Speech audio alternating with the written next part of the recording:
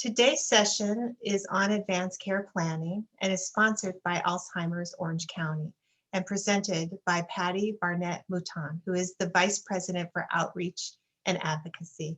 Thank you for being here today. I'm really looking forward to your presentation, Patty. Thank you so much, Julie. Thank you for the kind introduction. And I'm so pleased to have you all joining us. Good afternoon. My name is Patty Mouton. And just to tell you a little bit about myself, I'm a native of Orange County. I live in South County with my husband and our little dog, Picasso. And I have been with Alzheimer's Orange County coming up on 16 years. I have a bachelor's of science in human services. I have advanced certificates in palliative chaplaincy and gerontology, and I'm now a candidate for a master's in gerontology at Cal State Long Beach. I have been active in the Orange County Pulse Coalition, the Advanced Care Planning Partners, with Dr. Vincent Nguyen for about 10 years. I have co-chaired that group with him. And I spend about 20% of my time as part of the Hoag Hospital palliative care team.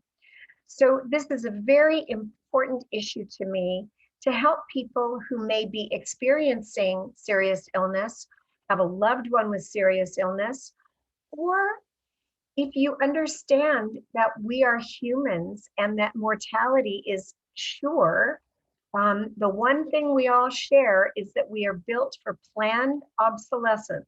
And these mortal bodies are not going to last forever. So we'll be talking today about advanced care planning and why it's so important. I want to thank the Alzheimer's Orange County group, my home for the past 16 years. I want to thank the Hoag Palliative Care team for allowing this to be put together for you.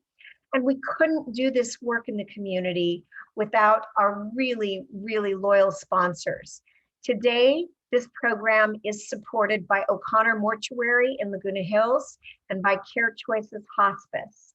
So we thank Care Choices and we thank O'Connor from the bottom of our hearts because they make this work, this continued work possible.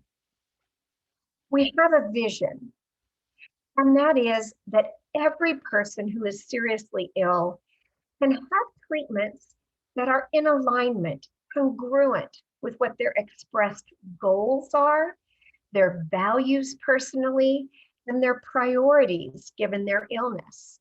We don't know when we're going to get ill. And so it's really important that we have these conversations well ahead of a medical crisis. And if we've learned anything from the COVID-19 pandemic, it's that things can surprise us. And when we least expect it, we can become seriously ill. Someone we love can become seriously ill. So the best time to have these conversations is when you don't need them.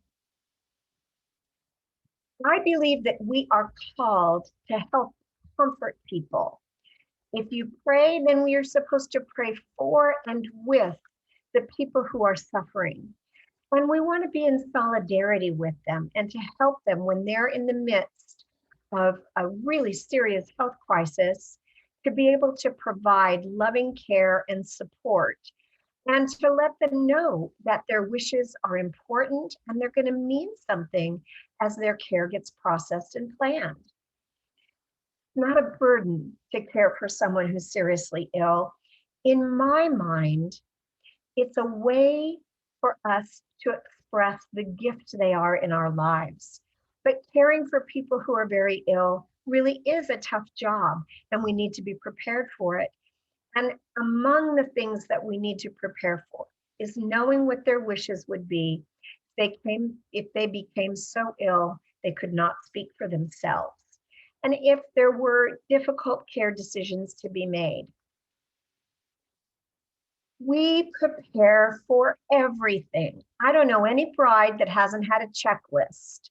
I don't know any expectant mother or father who didn't have a list of to-do things and classes to take and things to acquire. When we're getting ready for retirement, we have our retirement plan, we have our list of places we want to go, things we want to do. We plan for everything except for the one thing that we all share, and that is illness and death. So we want to be good to go. We want to have that part of our care plan organized and executed well before we need it. People are surprised when I tell them that every person over the age of 18 should have an advanced healthcare directive. Now, why do you suppose that is? Well, in California especially, there's no true hierarchy of who gets to make decisions.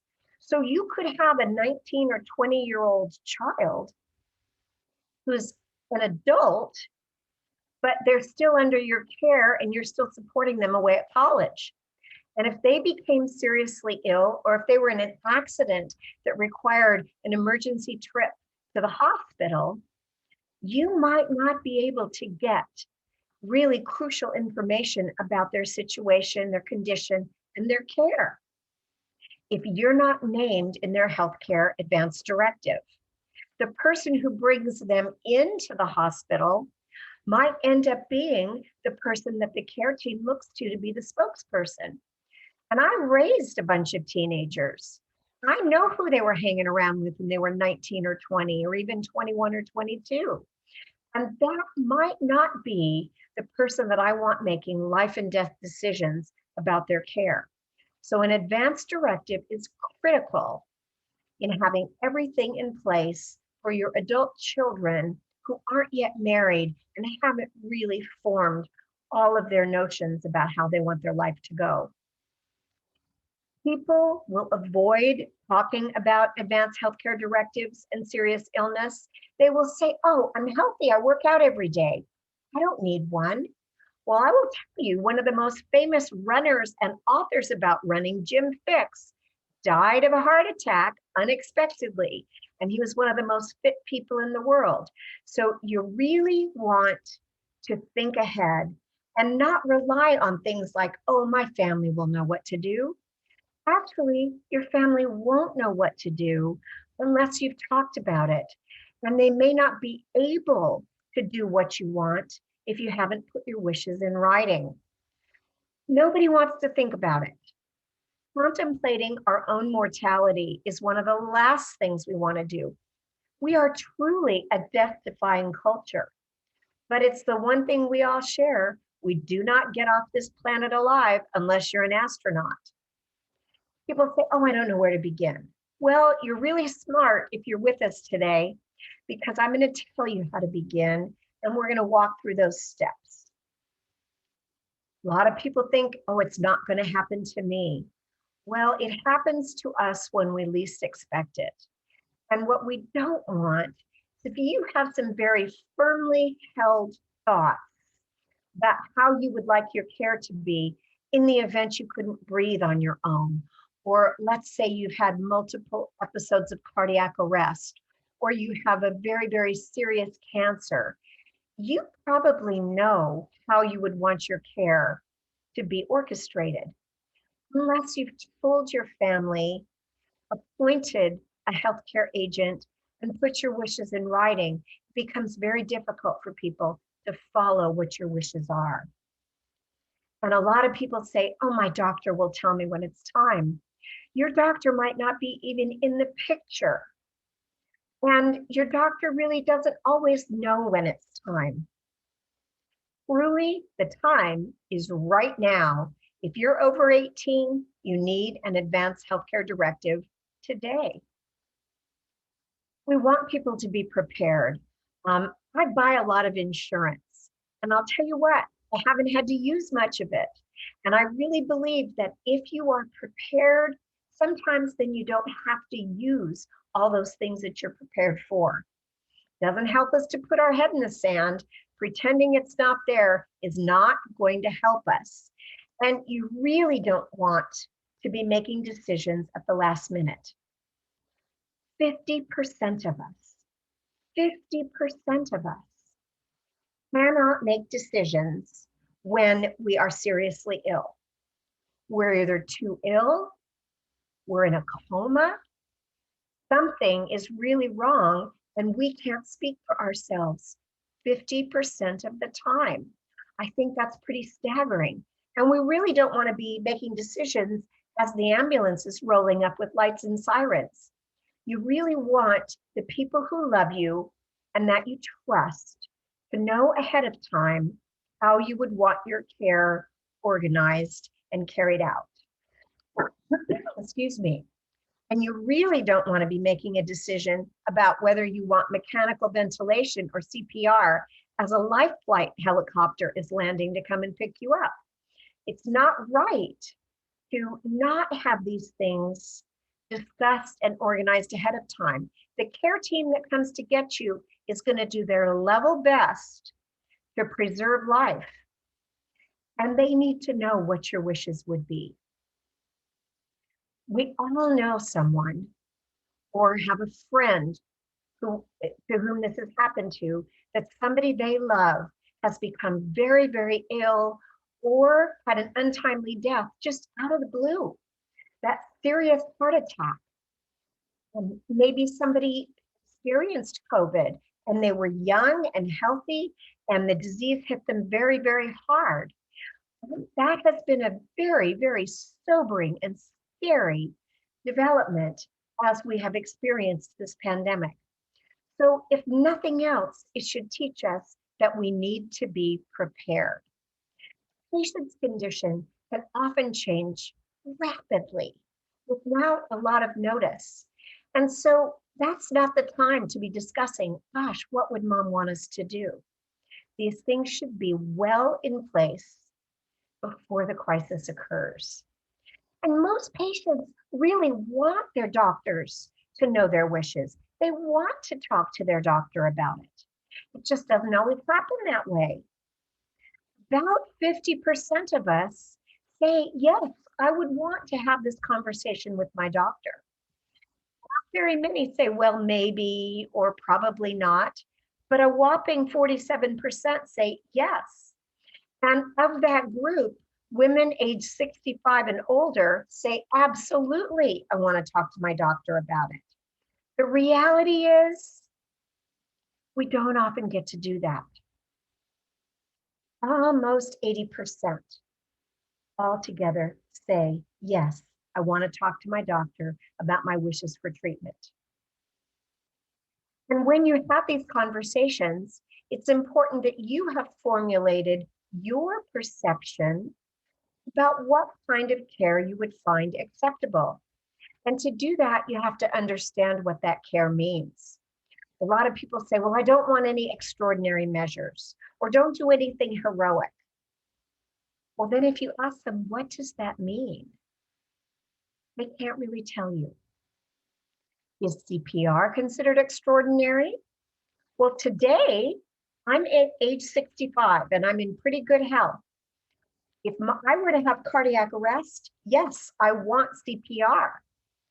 But fast forward 25 years, when I'm much older and debilitated and unlikely to come back to my former level of functionality, if I were at age 90 to have a cardiac arrest episode, and let's say they did CPR and they did actually manage to bring me back, my level of functionality, cognitively and in every other way, is likely to be very, very low. So you want to consider, what do you consider extraordinary or heroic today? What would you want as you age? What would you want if you're faced with having a very serious illness? And we have to weigh too what we call the burdens versus the benefits of treatment. There may be a benefit in that we could potentially bring you back to life with CPR and with the automatic external defibrillator if you had a cardiac arrest. But what would the burden be?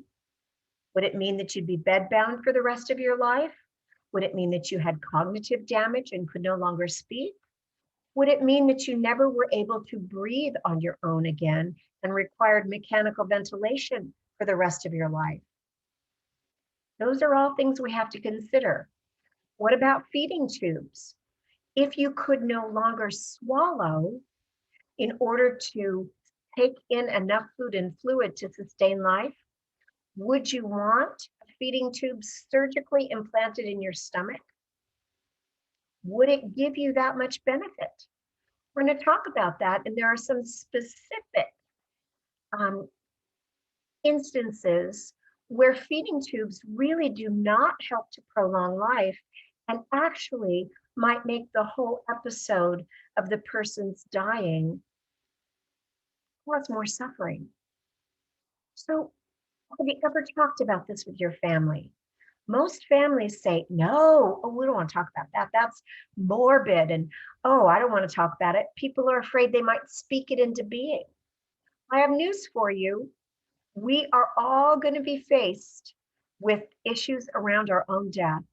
So we're not going to cause it to happen by talking about it. What will happen if you talk about it is that you'll get more comfortable with the information. Your family will understand what your wishes are. And then, God forbid there is a crisis, they would know how to organize your care. Now, one of the most important things we're going to talk about today is naming your healthcare agent.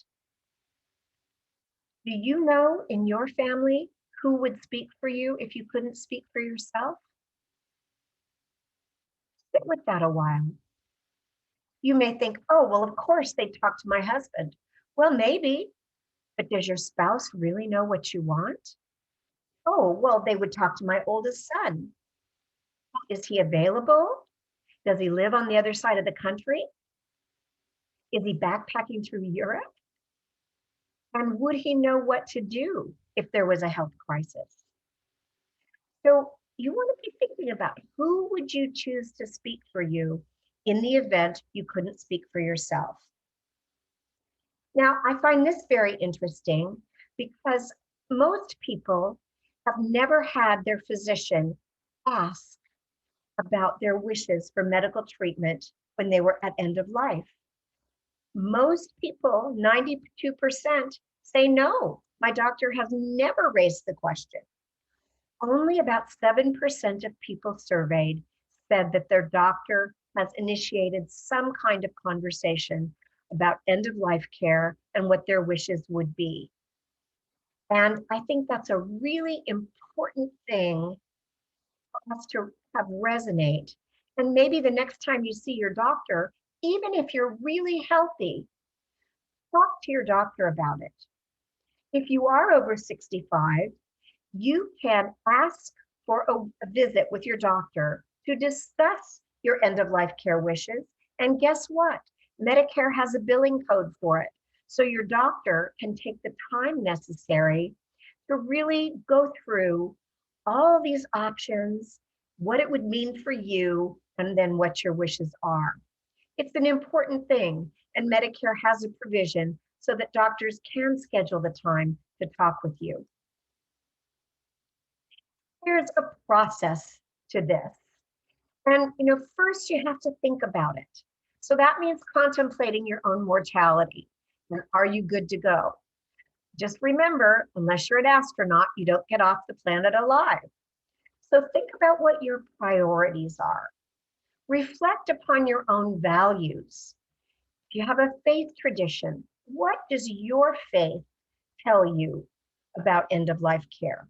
What are the traditions that would be appropriate and important for you? Then talk with your loved ones. Have a conversation or two or three. This is not typically something that can be accomplished in just one 15-minute conversation. Sometimes it has to be over a series of conversations, and it's a process. And you may have to stop and think about it. You may have to see some documentaries that help you kind of resonate and formulate your thoughts and your opinions. You may have to read. There are some books I'm going to suggest and some films I'll suggest a little bit later in the presentation. And then after you've thought about it and talked about it, then you want to choose the person who would be your healthcare surrogate, your proxy, the person who would make decisions for you if you could not speak for yourself. And then you complete an advanced healthcare directive. They used to be called living wills. They could be part of your trust if you've established a family trust with an attorney. There are about 150 different legal forms in California that can accomplish the task of having an advanced healthcare directive. So we'll talk about some of those forms, but you can download them from the internet. There's many, many ways you can get them. I'll leave you my contact information at the end of the program. And if you email me, I will send you a 5 wishes booklet, which is a very gentle way to start the conversation and accomplish having an advanced directive. So part of the thinking involves using some tools that might help you understand what are the options. So you may want to listen to a TED Talk. There's a really great TED Talk by a doctor by the name of B.J. Miller, and he really hits point on point how important it is to have your wishes be codified in an advanced healthcare directive. And he himself suffered a serious near-death experience, and he talks about that, and it's personal, and it really helps ground us in what's important and what we would want if we were in any kind of similar situation. There's a documentary on Netflix called Endgame that really traces what happens in an ICU and why it's so important for families to be on the same page. It is agonizing for loved ones to watch a very seriously ill mother or sister or wife, husband go through terrible, terrible struggles in the ICU and perhaps not have a good prognosis for survival, and then to agonize over what kinds of care decisions they should be making. And then a real gold standard that is from the Frontline documentary series called Being Mortal. It's also a great book by Dr. Atul Gawande, and I recommend it for anyone interested in this subject. Watch the movie, read the book, and it will help you then crystallize, okay, I can identify with that person and their situation. And if it were me, I would want you to do this and not that. Great book that helps people understand why this planning is so important is by Dr. Ira Byock, an internationally noted palliative care and hospice physician expert. And one of his books is The 4 Things That Matter Most. If you were seriously ill, what would you want to be sure your family knew? I know that to the people important to me, I would want to say, I love you. I forgive you. Please forgive me. Thank you. And then I'd be able to say goodbye. This is really important, deep, deep stuff. And Dr. Byock's book really helps people understand why this is so important and why it then helps people who are experiencing serious illness have a little more settled feeling and be more prepared if they are so seriously ill that death is something that is expected. And it also helps families put things in perspective. Loved ones need to be able to say these things to people who are terminal. There's a game called Go Wish, and I do this a lot when we have in-person seminars where you get to choose and identify what would be important to you if you were near death and people were organizing your care. It's a great game to play with families because it allows you to do it in a little bit of a lighthearted way, but really explore what would be most important to you. And there are other tools, My Gift of Grace, the Death Over Dinner movement, conversations start with hello. Sometimes I tell people, if there's a holiday coming up and everybody's going to be together, then maybe one of the gifts you give everyone is a copy of a blank advanced healthcare directive. And after dinner, but before dessert is served, everybody has to kind of go through and at least begin talking about it. It's a way to kind of diffuse our discomfort with the subject matter altogether. We want to know our values. We want to make sure our family knows what we would consider most important in our care, and not to assume that they would know just because they love us. You want to talk about it. And this is the hard part. You can use a conversation starter. This class today, this is a great way to start the conversation, because you say, I attended a workshop online and they were talking about advanced healthcare directives. There's some things we want to talk about. And some in your family will say, oh, I don't want to talk about that. Say, well, okay, but I want to talk about it with you. So would you do me that favor and allow us to find some time to talk about it a little bit? Use I statements like that. If there's a crisis, you want to acknowledge it. Illness and death do sometimes sneak up on us, but the crisis that we have all just gone through as an entire society worldwide is that people could become ill and die almost on a moment's notice. So use the fact that we're coming out of this pandemic, out of this crisis, to say it's important that we have really deep conversations about care choices. Discuss how someone you know was cared for at the end of his or her life. And by citing an example, you can say, I really loved how the Smith family across the street made everything just the way their dad would have wanted it. Or you can say, I really would not want to be on a ventilator for months. And that's what happened to Mr. Jones down the block. Use something that may have happened in and around your circle of friends that could help you kind of spark conversation, and use that as kind of a jumping point onto what would be important for you. Talk about your values. Talk about what's most important to you. Talk about what your faith tradition says. Talk about what makes your life meaningful and how you would define quality of life. Sometimes people say, oh, I just want to be alive for as long as I possibly can. Well, what if you were on a ventilator and you could not speak and you could not eat and you had to be sedated so that you wouldn't try and pull the tube out?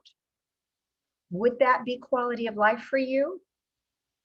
What would that look like, and what would that mean to the people who love you? What if there was no way to tell whether or not you would ever come out of this situation? Or what if the doctor said the prognosis is grim? How would you attach your values to how you would want your care in that kind of situation? You can use something called the Conversation Starter Kit. That helps families kind of get over that speed bump of starting this conversation. But use things that have really happened in your life, like this seminar today, and have that be your starting point. Now, how do you choose a healthcare proxy or a healthcare surrogate or your healthcare agent? All of these terms mean the same thing. It's the person you name in your advance directive who speaks for you in the event you can't speak for yourself. I'll tell you, in our family, whom I have chosen, I'm married to a really wonderful man. We've been married more than 30 years. I think the world of him. He is not my healthcare proxy. He is so dear and so sweet and has such a gentle soul that if I were seriously ill and couldn't breathe on my own, he would say, oh, do everything. Yes, put her on the ventilator, when that might not be what I want. My daughter is a nurse with some advanced training, and she's been a nurse now 15 years. So she's practically seen everything. I have named her as my healthcare proxy because she would be able to interpret the clinical information, and she'd be able to very, very rationally make a decision that was in alignment with my wishes. She knows my wishes because I've talked with her about it and I've put them in writing. And I've talked with my husband. He knows what my wishes are, but he'd have a hard time carrying them out. So together they'll be a team and she would be the decision maker. You want someone who really will speak for you if you can't speak for yourself, who will know what you want and be able to follow your wishes. So somebody that you really trust and would know what's best for you according to what you have said you want. And this person has to be able to make decisions in very difficult times, sometimes in a crisis, and sometimes when other family members might be pushing back or saying, no, no, do this, even if it's contrary and not at all in alignment with what you as the patient would want.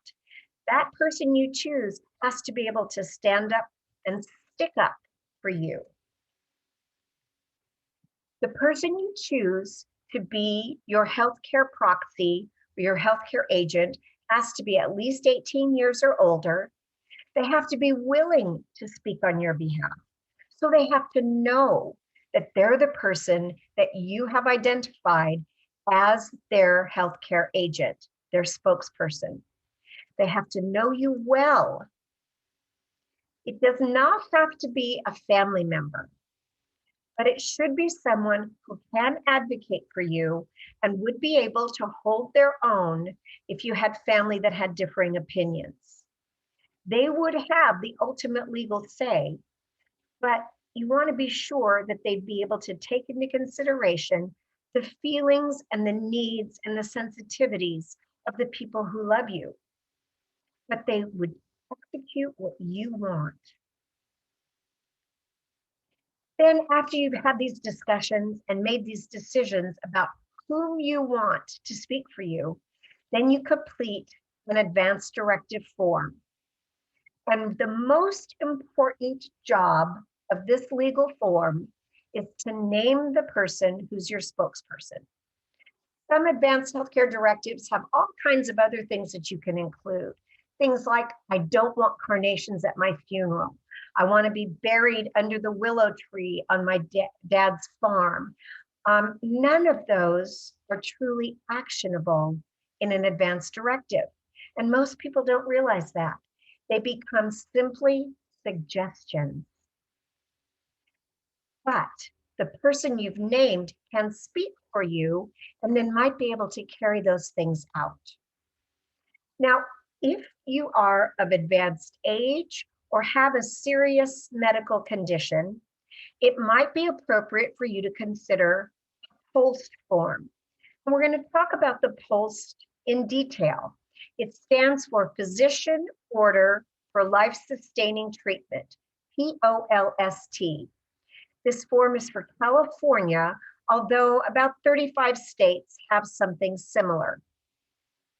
And we're going to compare the advanced directive versus the POST so that you know that each one of these forms have very specific jobs. The advanced directive's job is to name your spokesperson, and that's really the most important thing. This is really a process, and we want to respect people's inherent autonomy, their right to maintain their sense of dignity. And that's going to be different for very, very many people. But it allows the person to identify whom they would designate to speak for them. And it facilitates this process of free and informed consent so that medical treatments wouldn't be performed on you if they would be considered not anything you'd ever want. You have to talk about it. You have to identify those treatments. You have to know what this would mean for you under what circumstances. And it assists each person to have access to some medical information and counseling that forms their conscience about this. Filling out an advanced healthcare directive does not present any options for physician-assisted suicide or any kind of active euthanasia. So even if you say, don't feed me if I can't feed myself, that's not legal, not in California. So you want to be able to articulate how you would want your care to go. Let's say you had end-stage dementia. We're not going to not feed you, but we might not insert surgically a feeding tube. If you're having trouble swallowing and you're not able to take in enough food and fluid to sustain life for very long, that's part of Mother Nature's process in end-stage disease. So we would offer you comfort feeding, maybe little ice chips, a little bit of lemon meringue pie, something that wouldn't cause a choking hazard, but we would still offer you a little bit of food and fluid. It's called comfort feeding. And it's very different than surgically punching a hole in your stomach and putting in a tube. Now, for some people, a feeding tube might be exactly what they need. Let's say I was afflicted with esophageal cancer, and I'm pretty sick, and I've had to have major surgery and a lot of radiation on my whole throat area, to the extent that until that heals, I can't take in a lot of food and fluid. Well, at this stage of my life, and if I have the potential to heal and maybe have another good 5 or 10 years, then yes, a feeding tube might be appropriate for me and I would want it. But likewise, if I have a very, very serious cancer and I am really winding down and my prognosis is that I'm going to die very soon, don't put in a feeding tube in me. That's my choice. So these are the kinds of decisions you have to make. Talk with your doctor, talk with healthcare professionals, talk with your clergy person, and help to form what would be important to you. The Advance Directive is a written legal document. It's intended for every person over the age of 18. It allows you to communicate your healthcare wishes ahead of time, but most importantly, it allows you to appoint a decision maker, a spokesperson. And it helps you explain what your suggested instructions would be for care you might need in the future. It's not for every day. It's not for today. It's in the future. And it's suggestions about care. Very important document, names that legal surrogate decision maker. This is a really important communication tool, because if you can't speak for yourself, somebody needs to know what you would want. But an advance directive is not a prescription. It's not a plan of care. And it's not where you would discuss do not resuscitate orders, because it's not functionable in that way. You can say in your advance directive, I don't really want to be resuscitated, but that's not a legal order. It's a suggestion. And it's something then that your spokesperson could then act upon in the event you had a cardiac arrest kind of episode. Fine line and some differences here. In California, there's no single form that's legal. There's about 150 that are considered legal in California.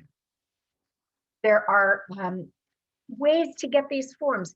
If you are sure you're going to be going to a particular hospital, then ask your hospital social services or the chaplaincy office for a copy. You can go online to the Coalition for Compassionate Care of California. There's one called the 5 Wishes, excuse me, that you can download for a small fee. There are other forms on the internet. Your attorney would have one. And as I said, if you email me, and I'll give you my email address at the end of the program, I'll send you one. So there's many, many ways to be able to acquire a form that you can then read, consider, and complete. So in that process, you're thinking about your treatment wishes, about your values, what your goals for care might be if you were seriously ill. And that's kind of a hard thing for people to get their head around if they haven't experienced a serious or terminal illness with someone close to them. And that's where talking with your doctor would be really important to establish what would your goals for care be. And again, it identifies your surrogate decision maker. It allows you to write down your wishes, the suggestions for care in this form.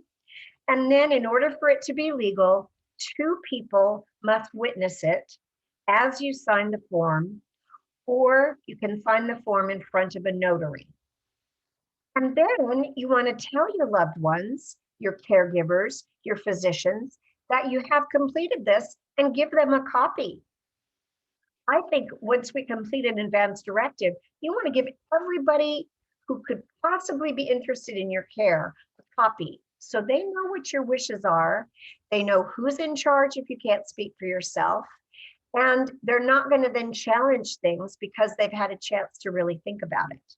So make a copy and distribute it to everybody who could be involved in your care and really be interested in what would happen to you. Neither of the witnesses can be anyone involved in your healthcare. They can't work at the hospital. They can't work at the skilled nursing facility. They can't work at the community care or assisted living facility where you would reside. It has to be somebody who knows you well enough to understand that it's you signing this document and that you're doing it of your own free will. They can't be the agent named in the advanced directive, and they shouldn't be anyone who might be entitled to a portion of your estate. They're going to inherit from you. They shouldn't be witnessing your advanced directive.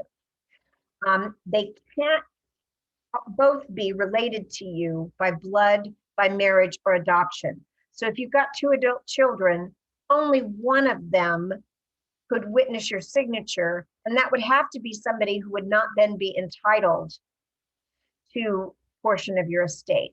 So it's better to have friends, neighbors across the street, people who would know you, understand your wishes, and could validate that you're signing this document of your own free will. Now, the second document that might be part of your planning is the PULSE document. This document requires that both the healthcare provider, and that could be a physician assistant, a PA, or a nurse practitioner, and the patient, or the patient's legal decision maker, that person named in their advanced directive, both have to sign this form in order for it to be actionable. And as with any part of the advanced care planning process, if you are going to complete a PULSE document, there's a great deal of conversation with your healthcare providers, with your clergy, with your family. This requires conversation, and a lot of thought goes into the process, because these are very specific orders for people who are very ill. Is there a question? Yes, Patty. One of our attendees has asked, my attorney has made this directive when I made my trust. Will this be sufficient? Well, in a trust, the advanced directive is sufficient. That does name your decision maker.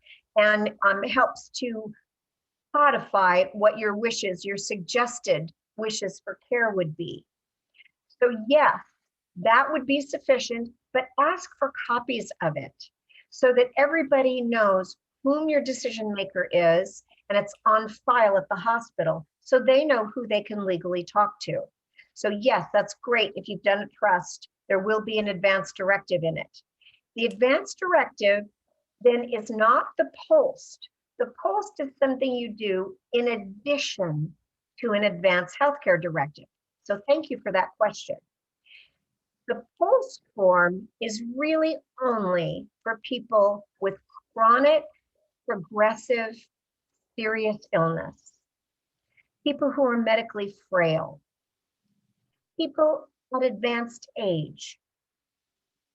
And one of the things we go by in the post is what we call the surprise question.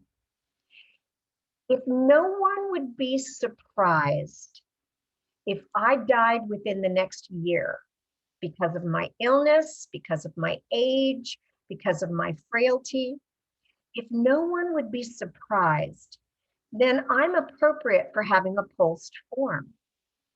So it can be completed at any age. But if I'm 35 and in robust good health, I need an advanced healthcare directive, but I don't necessarily need a post. But if I'm 25 and I have serious cancer and I'm not expected to live longer than 6 or 8 months, then I definitely need a post. So you see the difference. The post is for a specific subset of people. Now let's say I'm in pretty good health, but I'm 97 years old. My own mother, bless her heart, died last year at the age of 97. And until she really declined about 8 or 9 days before her death, she was actually in really good shape. Was she appropriate for a post? Yes, because no one would have been surprised if she didn't make it to 98. She had already lived well past life expectancy and then some. So it's a different kind of a form, and it's a complement, something you do in addition to your advanced healthcare directive, but allows you to make some very specific decisions that then become part of a medical legal order. The post identifies very, very specifically medical treatments that people want and things they don't want. And those decisions get documented on the post. Things like attempting cardiopulmonary resuscitation. Well, what do you call someone who has no pulse and their heart's not beating? Most people would call them dead. So if we are attempting cardiopulmonary resuscitation, for the most part, it's an attempt to bring someone back from a state of being dead. And there are times when CPR, cardiopulmonary resuscitation, is absolutely the right thing to do. Again, if I have a cardiac arrest today, I want you to try it on me because I think I've got 20 more good years of life. Or if I were 30 and I dove into a pool and hit my head the wrong way and I start to drown, I want you to try and bring me back because I've got a lot of living left to do. But it would have been cruel, an unusual punishment, and futile to have attempted CPR on my dear 97-year-old mother when her little heart stopped beating. There's a big difference in when it's appropriate. And if I were terribly, terribly ill with a very serious cancer and my heart stopped, that might be Mother Nature's mercy allowing me to have a natural death ahead of when the cancer would have made life very, very difficult. Ventilators, mechanical ventilation. It's not like it is on TV, and neither is CPR for that matter. If any of you have watched, I used to watch ER and I still watch some of the reruns. If you watch Chicago Med or Grey's Anatomy, CPR looks kind of glamorous sometimes, you know, and almost always the person is up and awake and vibrant and eating a cheeseburger with George Clooney by the end of the episode. That's not how it works in real life. In fact, if you're in the hospital and you're over 65 and you have a cardiac arrest and the crash cart comes in immediately, code blue, and everybody comes running in, your chances of coming back to your level of functionality prior to the cardiac arrest are very, very low. Less than about 5%. And your possibility of living to be discharged from the hospital is even lower. So it's not a panacea. It might bring you back. And the younger and the more healthy you are, the better your chances. And there are times when it is absolutely the most appropriate thing to do. But there are also times when it might not be what someone wants done on them. Because if I were that 95-year-old little lady with terrible osteoporosis, and I have congestive heart failure, and I have cardiac arrest, in order to appropriately do cardiopulmonary resuscitation, they are going to have to pound on my chest.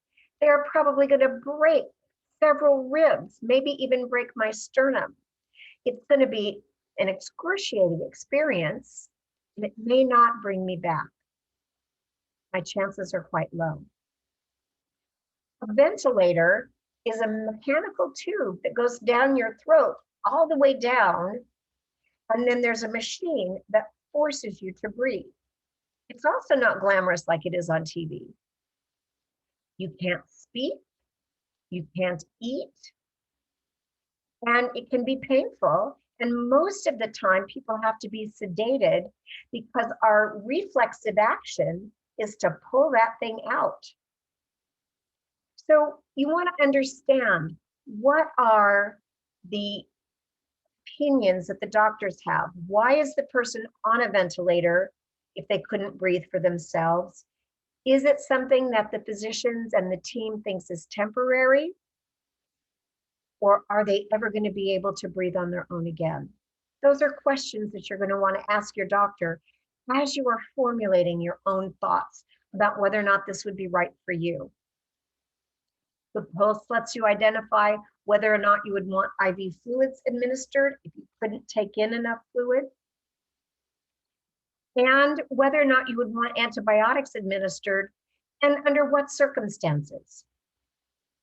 I worked in hospice for a number of years, and people think, oh, well, if you're in hospice, we don't treat things.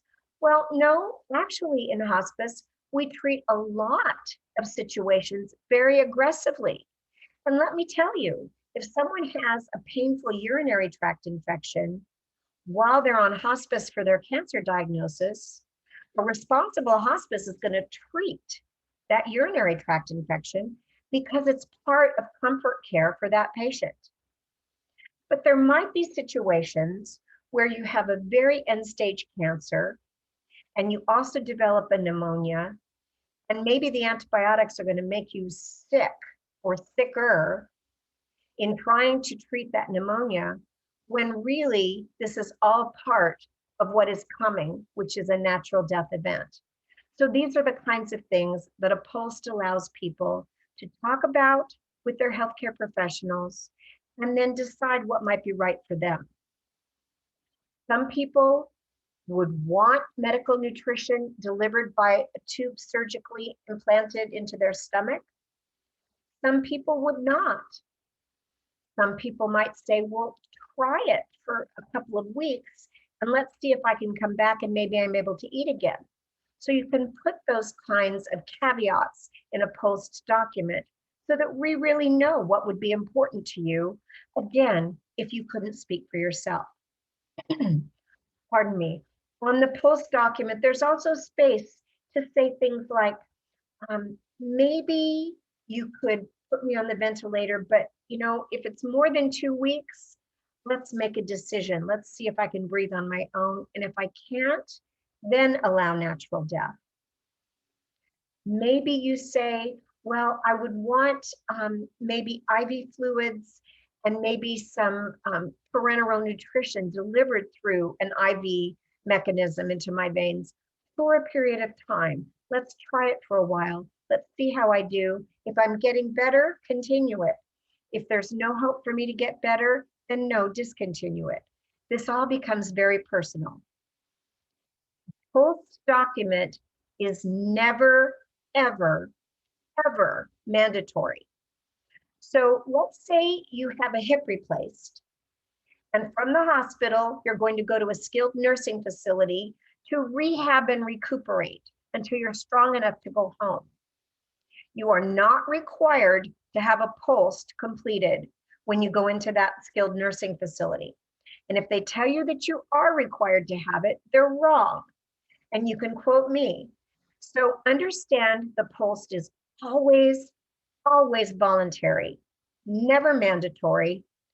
But if the post document is completed appropriately with the patient or the patient's agent signature and a signature of a bona fide licensed healthcare professional, physician, physician assistant, or nurse practitioner, then that becomes a legal medical order, and it is mandatory that the post be followed. This is what it looks like. It's bright pink. It's pretty obnoxious looking, but a copy or a fax or a screenshot on your phone is absolutely legal, okay? The post is a complement to the advanced directive, so it's not either or. It does not replace the advanced directive. It's something that is done after the advanced directive. And because it's a physician order, and because it is approved in California by Emergency Medical Services, this seal, it must be followed by the EMTs, the fire department when they arrive, ambulance workers, people in the emergency department at the hospital, people at the hospital on the floor. It's a legal medical order. Both the advanced directive and the post are legal documents, but they have different jobs, okay? So let's look at the post section by section.